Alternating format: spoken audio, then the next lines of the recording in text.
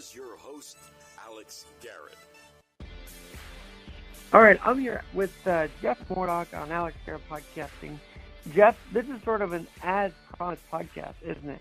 Because when we last talked, we were going to talk about the Merrick Garland hearing. Of course, you're with the WashTimes, the Justice Department, bureau chief there, basically, for the WashTimes. And now you're joining us back. So it's been a whirlwind week. But tell us, what was your take and how you doing? How'd you survive this whole hearing week?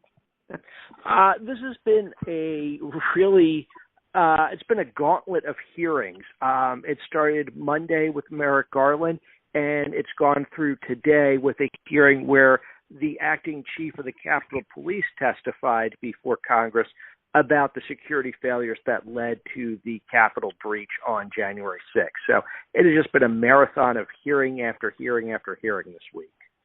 So would you feel like it was a Merrick marathon? A lot of people were talking about how he said he didn't know, and of course I think you should know a little bit about what you're getting into. But I also thought he did a very good job saying no. Biden will not direct me on how to do my job. Did you feel that at all?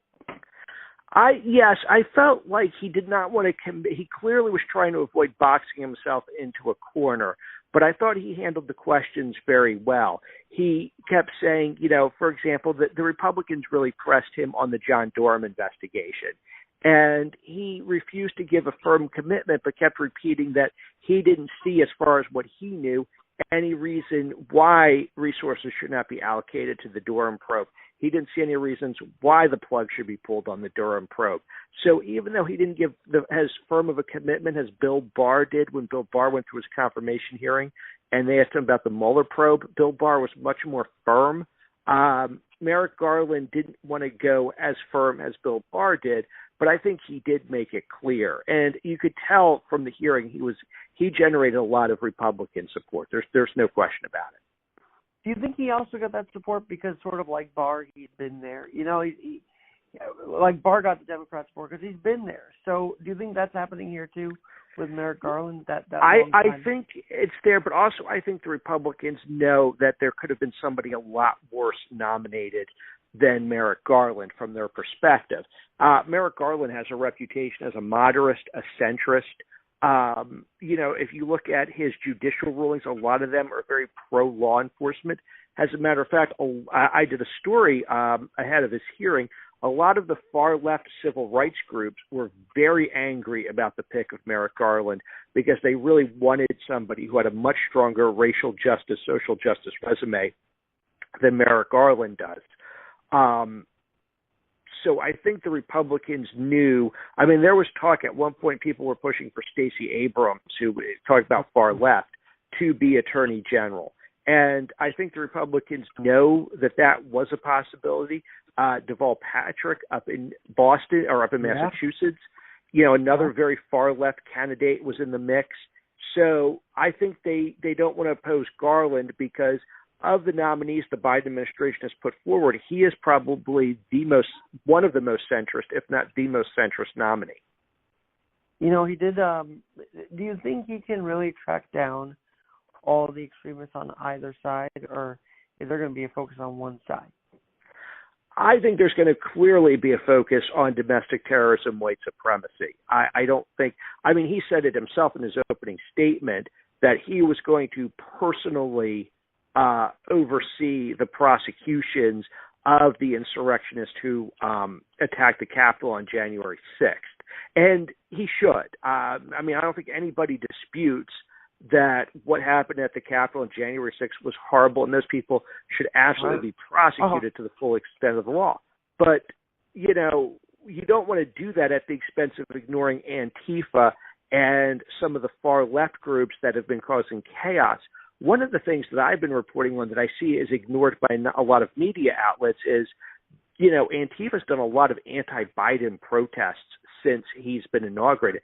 As a matter of fact, they staged a very widespread protest in Oregon, Washington, Minneapolis on the day of the inauguration to protest Joe Biden. Jeff, I truly believe anarchism, extremism on both sides don't really care who's in office. I really don't believe that they that the anarchists care who's in office. They just want to cause chaos and bring everything down. And so that's why I say the fight needs to be directed at them and not so much at who's leading the country. I firmly believe that any presidency, to be honest. Yes, I agree.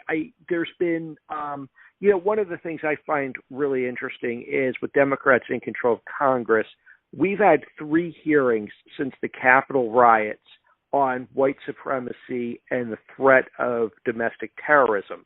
Which is a real threat. I don't think anybody disputes that. But we've had no hearings on Antifa. We've had no hearings about what went on in Portland. We had no hearings on what's gone on in Minneapolis. We've had no hearings on the riots this summer. And one of the things I find really interesting is at these hearings, the Democrats really want to paint all Trump supporters as white supremacists. They really want to point, and Republicans don't fight back. Instead, they do whataboutism, and they point to Antifa and say, let's not forget Antifa's bad. Let's not forget these far-left protesters are bad. But they never actually defend themselves. And if they do, and they even go against Trump, you're not allowed at CPAC, which I think is, let me tell you, the Republicans are killing themselves by censoring each other. Like, I think all of that is so stupid because it gives the Democrats a little more movement towards leading everything, because when one party is weaker, the other party will step in, I feel. And I always am for a 2-party system. No, you're absolutely right. And, when a party doesn't fight back, I mean, America, they see who's strong, they see who's weak, and just, we're attracted to people who are strong. It's just the way nature is. And they see the Republican Party as weak right now. And part of it is they did get embarrassed with the Capitol riots. Make no mistake, they were Trump supporters. And I think they've been really sheepish about taking the terrible actions of,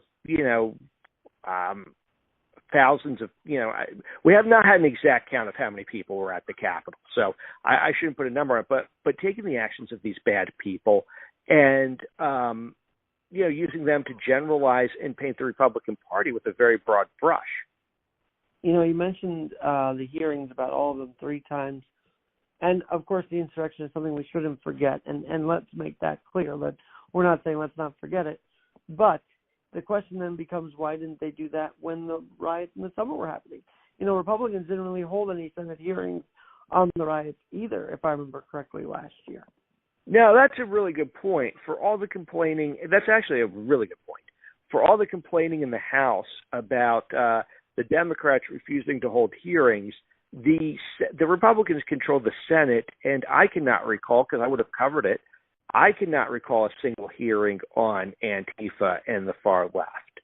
Instead, and I know it's a big deal, but they focus on Hunter Biden, which to me, I'd rather focus on the city burning down, not so much the Hunter thing in that moment, The Hunter Biden thing was never a winning issue for the Republican Party. I don't why they ever thought it was. I think the Hunter Biden thing certainly raises concerns, and it should be fully investigated. And it certainly raises questions about the independence of Joe Biden.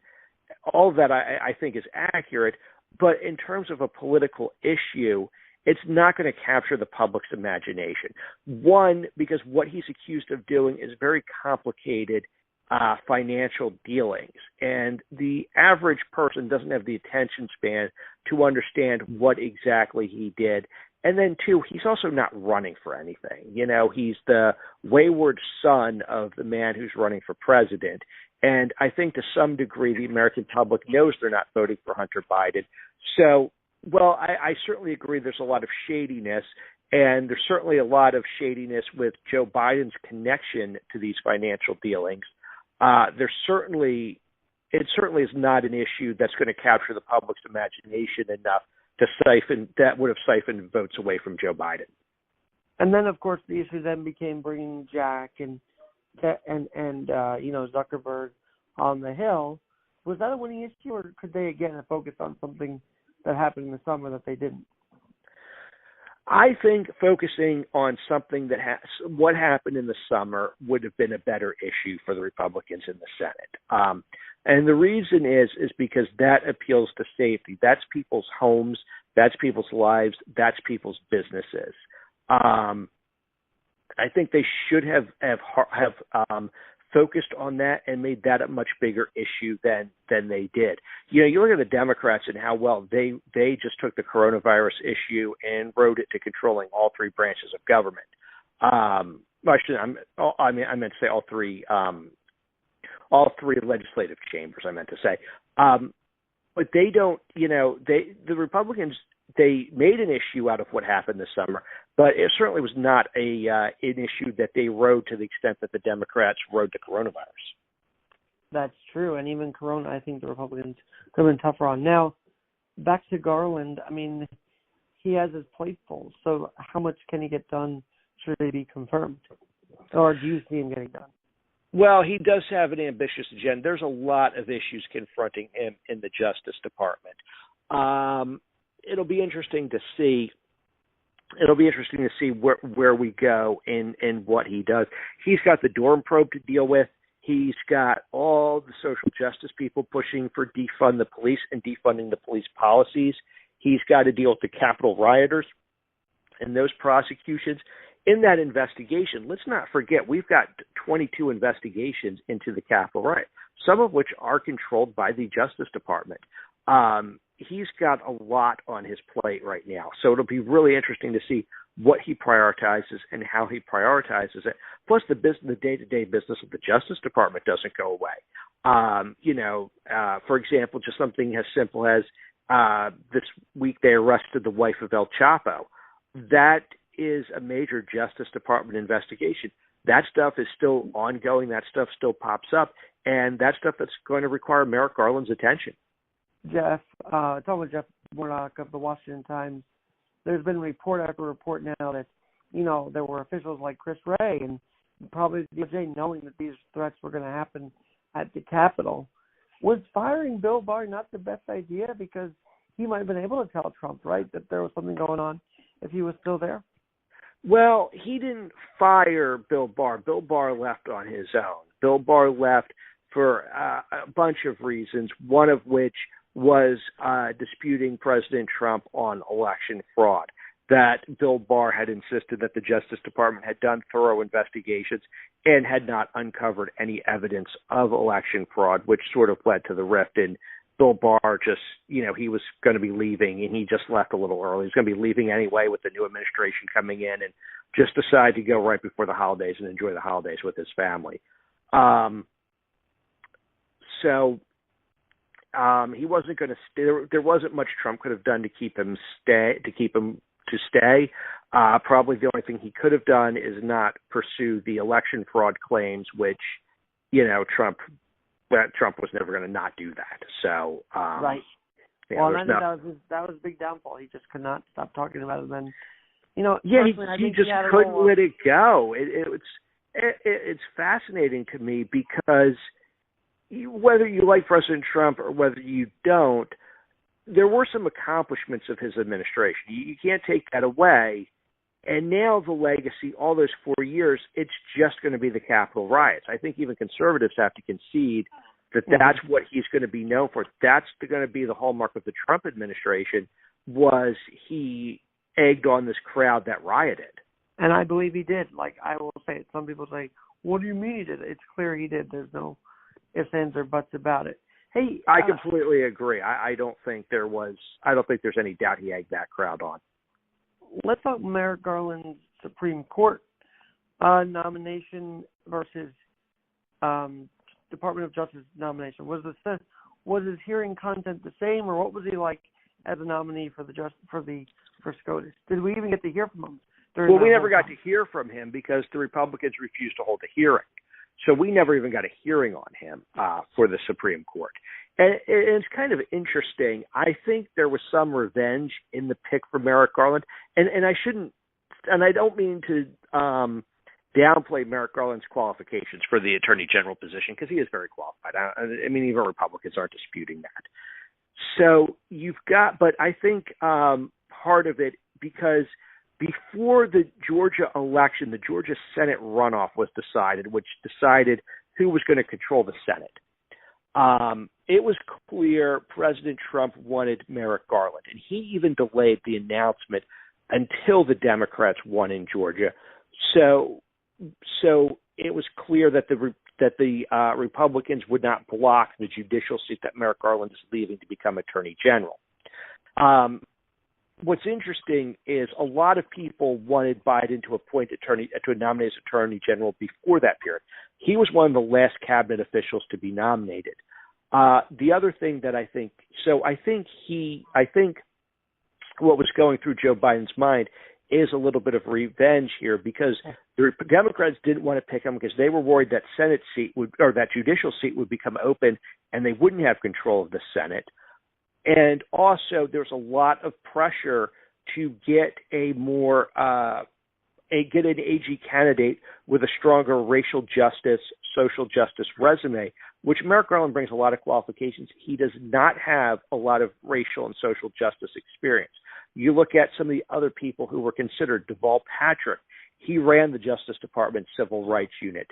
Doug Jones, the former senator from Alabama, he has a career prosecuting civil rights cases, has a U.S. attorney before he became a senator. He prosecuted Ku Klux Klan members for bombing a black church in the 1960s. He prosecuted them, I think, in the late 90s, early 2000s. So he even has more stronger social justice, racial justice credentials than Merrick Garland. But Biden really stuck to his guns here and stuck with Merrick Garland. And the only conclusion that I think we're led to draw from that is a little bit of revenge for Merrick Garland not getting the Supreme Court seat in 2016. Well, it all feels connected, doesn't it? Now, a couple of things. You mentioned about civil rights.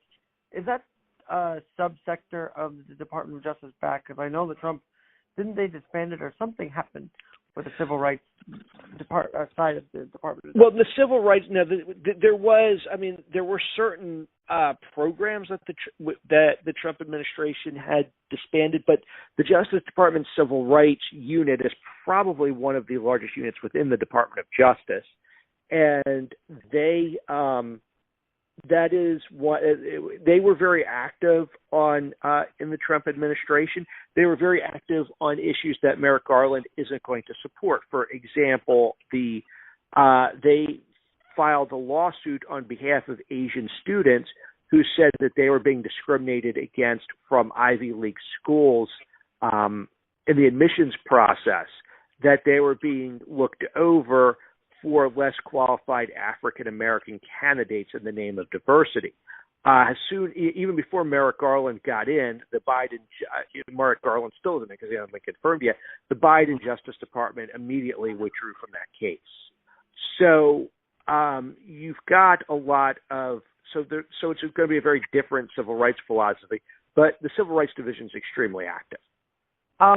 Is it the DOJ or the State Department? One of them pulled out of a lawsuit today defending women in women's sports. Is that the right department? Because I heard there was some withdrawal from supporting actually against transgenders. I don't even want to get into it, but I know that was a big deal today. Yes, and that was the Justice Department that withdrew from the lawsuit.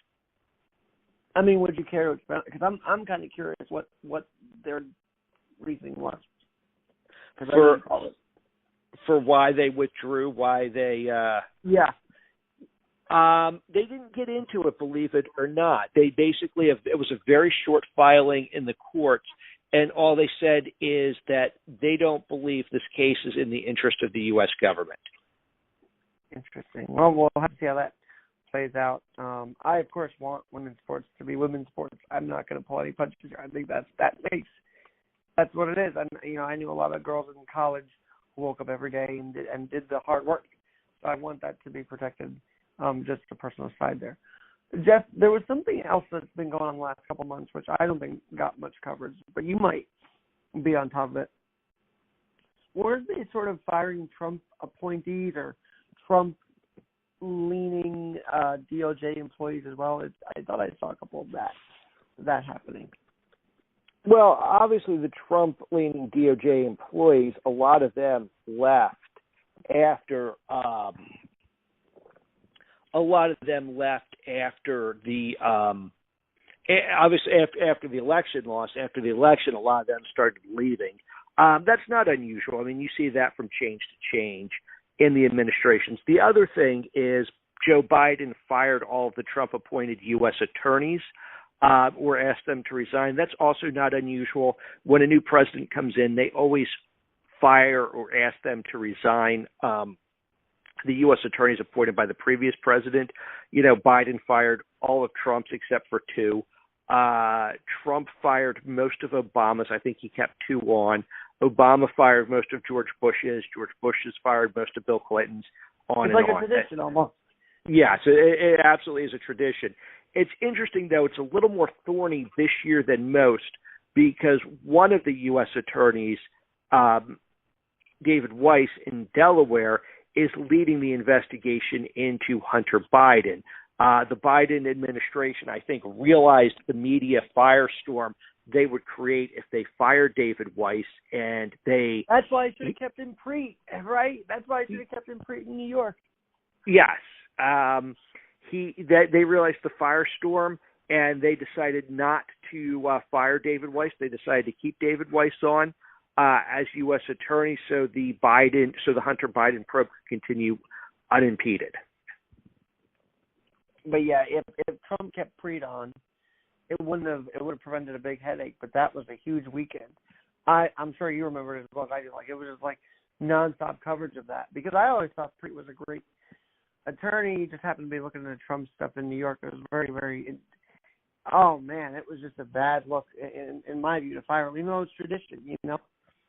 Well, he wouldn't step down. I mean, I think that was part of the problem. He wouldn't Preet just wouldn't take the firing and leave. He fought back and then just, went on CNN and trashed Trump every chance he gets now. Yeah, he does love doing that. That's for sure. With speaking of CNN, the Cuomo coverage is there. They're having to talk about it, and so is the DOJ. So, as a New Yorker, I got to ask: can this nursing home investigation grow legs? Will it? And now the sexual assault thing looks to be investigated. What is your take on all of that? Well, I think the DOJ, I think the investigation into the nursing homes, I think that will grow legs. A lot of people will say that the Justice Department won't go hard on Cuomo because he's a Democrat and it's run by Democrats. But honestly, the Democrats have they've never been on board with Cuomo. I mean, you live in New York, you know this better than I do. I don't feel the progressives and the Democrats have ever really been that on board with Cuomo. Didn't Cynthia Nixon want to run against him? I mean, there's been a lot of opposition against him. So Cynthia Nixon ran. I think didn't Cynthia Nixon run against him at one point? And guess who supported her? De Blasio. So yeah. They've never, for whatever reason, and there are reasons. I don't know if we have time to get into all of them, but they have never embraced. He's never really the far left has never really looked at Cuomo as one of them, despite his platform and his agenda as governor. They've never really looked at him as one of them. No, they haven't, and now they're, as my dad and I keep saying, there's a storm of brewing against him now, and it just keeps circulating. And I think Boylan's being encouraged to speak up. I think a lot of these people, because now you got to remember, election year is next year, so there's that that behind it too. So I'm not surprised, but it just, I wanted to believe what he was doing was right in the beginning. I mean, I kind of didn't pick up on the directive until later on, and once I did, I was like, what is he doing? I mean, COVID positive into a nursing home didn't make sense, but now everybody's sort of seeing the mask fall off, and we'll have to see. This also reminds me of the topic we were talking about off air, which is the acting Attorney General, the acting, Secretary. Well, Kerry Secretary of State, so he's not acting, but there are some acting roles here still in the Biden administration. Does that hurt the admin? What's that going to be like moving forward? Well, it's interesting because things do grind to a halt when you have an acting there. We've had an acting Attorney General, and we have not seen a lot of activity out of the Justice Department since Bill Barr left on December 23rd. They don't have the authority They don't have the cachet. They don't, and this isn't just for, this is for anybody who's an acting head of a department. You don't have the cachet. You don't have the full authority. You don't want to do anything because once whoever comes in is going to come in and change everything and do what they want to do anyway. So it's almost pointless to do anything. And they kind of just sort of sit there and be a hold placer. They'll sign off and they'll do the day-to-day things. Monty Wilkerson right now is the acting attorney general. He'll sign off and he'll do the day-to-day things and the things that need to be done to keep the Justice Department running. But he's not going to do broad policy initiatives. We're not going to see broad, sort of broad shifts in how the Justice Department operates until Merrick Garland gets in, because he's going to be the guy vested with the authority. As soon as he comes in, he is just on, he is going to be the guy everybody listens to, and, will have the credibility to make these decisions about the department. And I was going to say, the next time I'd like to have you on is when the confirmation happens, when he takes office, and actually, as you get to know him the first couple times around, he might do some press conferences, right? It seems like that could be a thing. I would hope so. I would hope so. One of the things I miss is in COVID world, all the DOJ press conferences are now remote. You can't go. I used to like to be able to go. You go up to the 7th floor press room. The attorney general would come out. You raise your hand. Sometimes you get called on. Sometimes you wouldn't. Now they go into the 7th floor press conference room. Nobody's allowed in there, and everybody has to call in with a number to ask a question. And I always want to call in, and when they call me, it'd be like first time, long time, but I don't think anybody would get that. So, hey, I guess you love radio, right? That's why you do these podcasts and stuff. So yeah. I love it. That's pretty good. I'm gonna wait to hear if someone does that to Blasio or one of these other guys when they call in, because someone would do that. I have a feeling that's great. Yeah, and I feel like the last time the press room was used was during Mueller's statements, right? I feel like that was the last time it was really used, actually. You might be right. I don't remember. I'm wondering if I feel like they used it after that for some cyber crime arrest, some Russian cyber hacker. Oh, yeah, that was huge because Rosenstein was actually making that announcement, and it was like, wow, he's still there. It's interesting that he was the one making that announcement. All right, so we've covered a whole bunch of stuff, but I've got to ask you. Mm-hmm. Spring training is here. And I think you and I would both want to be in Florida watching our team spring train right now. Yes, we do. There's been little snow on the ground since like February 1st. Every day you wake up and there's snow. But Nationals, what's the deal with them? Are they allowing fans? What's going to happen down there? Well, before I get into the Nationals, it's been 60 degrees in Washington, D.C. the last 2 days, and the snow still has not melted. We still have snow on the ground here in D.C. That's how much snow we've had. Now, about the Nationals, I'm actually psyched. Last year was a down year for the Nationals, and it was a little disappointing coming off of a World Series championship. But also keep in mind, I don't even look at last season as a real baseball season because of the rule changes, because of the 60-game season, because of the pandemic. It almost just seemed like something they just threw out there to satisfy the TV contracts. I think the Nationals this year are going to be much better. I mean, Strasburg didn't have any feeling in his hand and had to go on the DL. I forget how many starts he made. He made 1, 2 starts, something like that. He will be back. Scherzer's getting older, but he's also on a contract year. He's going to be motivated. I'm excited about that. I think the Nationals have finally addressed the bullpen. There seemed to be a pattern with the Nationals where every year they would come out of spring training with a shaky bullpen. The bullpen would scuffle for about for about a month or two, and then they would start to address it and make some changes around the All-Star break, and it would be much better. This year they're actually coming in with a focus on the bullpen in the offseason and a much stronger, much better bullpen. And speaking of bullpens, we got rid of Sean Doolittle, which in my view is addition by subtraction. I thought he was my least favorite player on the Nationals, and I thought he really, when he was gone, when I found out he left, I was like, well, now who's going to give up the 2-run double to blow the game? Do you guys have a partnership with the Nationals? I feel like I've seen Washington Times around the ballpark when I was there. Maybe not, but I thought I saw that. We, as far as I know, we don't. But a lot of those business decisions are ahead of my pay grade. So maybe there's something I don't know about. Well, at least you can enjoy it from a fan's perspective. I thought I saw them on a banner once, maybe not. But hopefully they were fans. You're saying by the All-Star break here in New York, it looks like we might be full steam ahead with at least 10 to 25% of fans at Yankee Stadium, Citi Field, which will be exciting. Yeah, I think that's great. I think that's good. I think that's a good start. People are starting to get vaccinated. We'll see where it goes.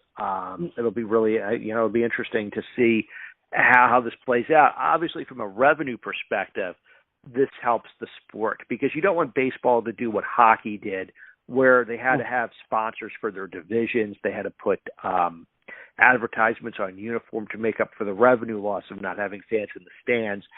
Baseball fans look at their sport a lot more sacred than a lot of other fans of other sports. So the fact that, baseball can avoid that by bringing in some of the fans, I think is great for the game. And plus, it's just great for the game to have fans in the stands. And, it's I understand why they weren't there last year, but it's what the game needs. I'm tired of the cutouts and the fake noise. I really am. Hey, this reminds me of a question I've never asked you yet. Mm-hmm. When people see the reports, they see how buttoned up you are and how, really focused are. But what's like the conversation with DC reporters? I feel like it's a different animal down there when all you guys are together covering these stories. There's like a camaraderie up there that maybe we don't see here in New York. Well, when we get together, it's interesting. We'll talk about the stories. We're always interested in what everybody else is leading with. Nobody ever leads with the same thing. I find everybody seems, which is good. It's everybody has a different reason for going to their paper, and everybody has paper they like. If certain papers went out of business, I'm not sure other papers would gain more readers because I think media people have the papers that they like, they're loyal to, and that's where they go. And I'm always fascinated by so always a big discussion is what did they lead? What did you lead with? What did you think was the news?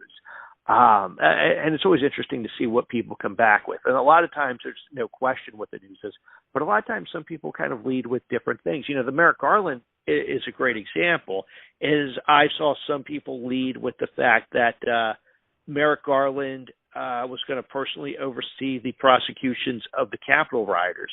I saw some people lead with what he said about advancing the Biden administration gun control policy. Other people led with him vigorously talking about why he does not support defunding the police. Other people led with him, and I think we did too, dodging questions about the John Durham probe. So that's usually what we talk about is, what we're going to lead with in Washington. And do you find them friends as well? Because you're competing with these guys for the headline, right? But are they friends as well? Yes, some are. Some are very friendly. Some are very, some are very nice, and you get along. I mean, it's like every other organization, every other group. There's people you like and people you don't. And but yes, there are several of my colleagues that I do consider friends and hang out with.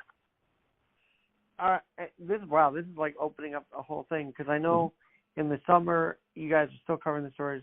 It gets really hot, and I've never asked you this, but has there ever been an altercation with an official and you, or they were pushing back against you? Like, have you ever had that happen while asking a question? No, I've never had that. I mean, I've had people refuse to answer. I've had people walk away. I've had people abrupt. I've never had a physical altercation with anybody. I'm very lucky. I know people who've had. I've seen other people have, but I've been very fortunate that has not happened. And no verbal. That's good. Well, you're very to the point, I think, and that's a good thing. Well, thank you. I mean, I've I got into a verbal altercation years ago on the phone. I can tell you that story. It's not that interesting of a story. I can share it. Sure. I have a better story. If you want to ever hear about the worst interview I ever did, I'm happy to share that story. But I actually, the only time I've ever hung up on anybody I talked to, I was a reporter in Delaware, and I was covering a legal case. And it was a corporate legal case. It was these two companies that were suing each other. And so there was a lot of drama, a lot of gossip surrounding the company's breakup. One of the two heads of the companies at one point were engaged. They had a very bitter breakup. They fought. So I was pushing the one legal side. One legal side was extremely media friendly. And the other legal side did not want to talk. And I pushed them and pushed them and pushed them. And they actually did set up an interview with me and the attorney. And the attorney just did not want to do the interview. He just didn't want to be there. Somebody from media was forcing him to be there. And he was short. He was curt. He was not, didn't want to answer questions. You asked him questions. He got snippy with you with every question. And I actually did hang up on him because it was a complete waste of time. So that was bad. I'll tell you, the worst interview I ever did was with a guy who owned a business in Delaware, and his business had merged. And he had sent a press release to the larger paper in town, and they had done the story ahead of us.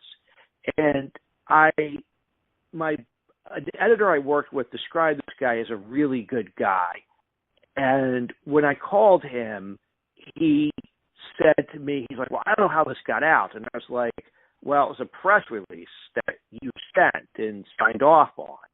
And he really wanted this big interview where I came to his office and I sat down and talked with him. And we wanted to get the story out because it was already it had already been broken from a press release he sent, even though he constantly denied he had sent the press release. And so I did the interview with him, and you could just tell he was miffed and annoyed he did not get his big interview from his office that he wanted, and just was very difficult. Very, very difficult to deal with. Well, that's probably the worst interview I ever had.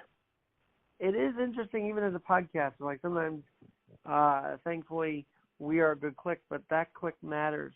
Because sometimes I reach out to people I've never talked to before, and that's always a challenge. It's like, are they going to be good at this or not? We don't know, right? So that's why we do it. Right. And it depends if they want to be or not. I mean, that was the problem with those two interviews. They didn't want to be. They didn't want to be interviewed. They didn't want to participate. And if that's the case, it's better just to decline. Don't ever try to do an interview where you don't want to be part of it, because you don't help yourself, because you just look like a jerk. You don't help the reporter because you're not giving them any information to give to their readers.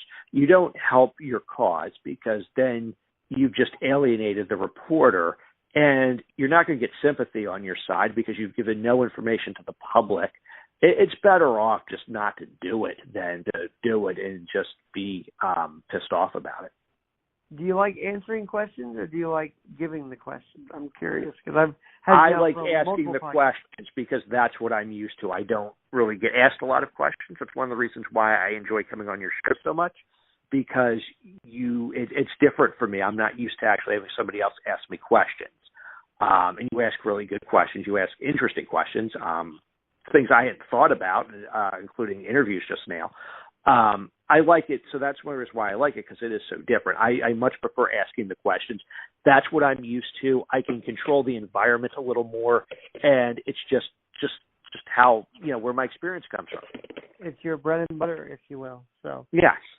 Jeff, I appreciate taking this time to talk to us about Merrick, about life, about everything, and please come back as well. The confirmation happens. Let's talk after that, and then I think we'll see where it really goes once he's confirmed. I agree, and I think the confirmation is going to be interesting because I think you're going to be surprised at how bad, or I'm sorry, how good. I'm got tongue-tied there. I apologize for that. How strong the support he's going to have among Republicans. I think you're going to be surprised at how many Republicans go for him and how strongly they endorse him.